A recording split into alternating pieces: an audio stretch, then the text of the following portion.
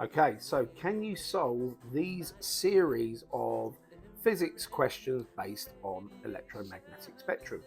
Let's have a look. Okay, so the other day we looked at this question here and it was matching up types of radiation to use of radiation. Today we're going to tackle this question and a couple of others after that. So the next part of this question is, which of these waves has the highest frequency? So to solve this question, and it is just a 1 mark question, so easy marks to pick up, we need to know the order of the EM spectrum. So at either end we've got gamma at this end, so gamma rays, and at this end we've got radio waves.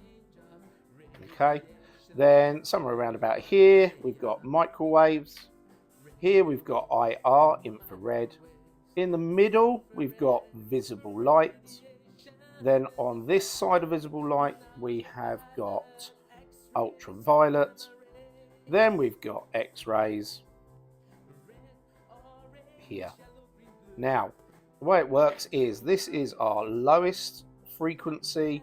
Here is our highest frequency. So gamma rays have the highest frequency and the shortest wavelength, and radio waves have the lowest frequency and the longest wavelength.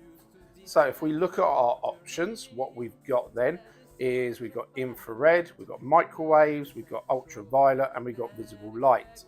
So if we look at our little drawing that we've got radio waves, lowest frequency, gamma rays highest frequency.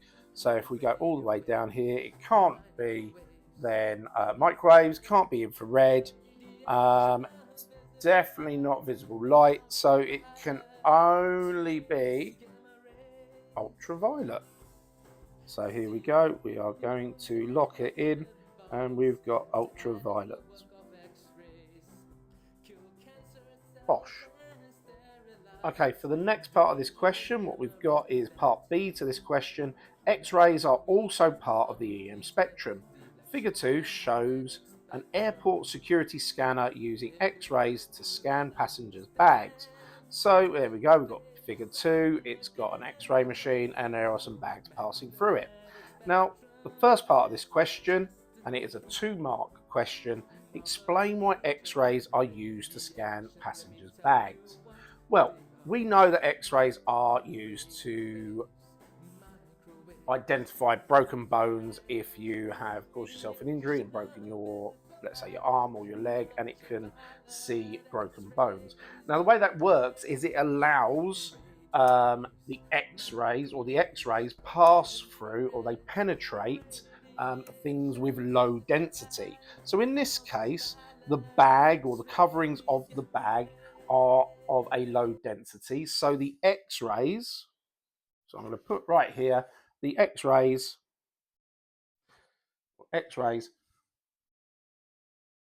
pass through.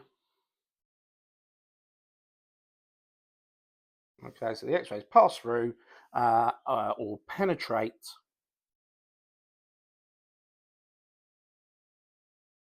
the bag. Okay, so I know that, or bags. Okay, so that's my first point. And what happens then is that it will allow you to see the contents of the bag, especially if the objects are of a greater density. So we'll show the contents of anything with a greater density. Okay, and that is a simple 2 marks for that. Now, the second part of this question, explain why passengers are not scanned by X-rays. And it's quite simple, really. So X-rays, okay, they are a form of radiation. So X-rays are what we call ionizing ionizing. Oh, I spelled that wrong. Hang on. Ionizing radiation. Okay. So obviously, look, you can see there. Please double check your spellings. I spelled that wrong. So ionizing radiation. So X-rays are ionizing radiation.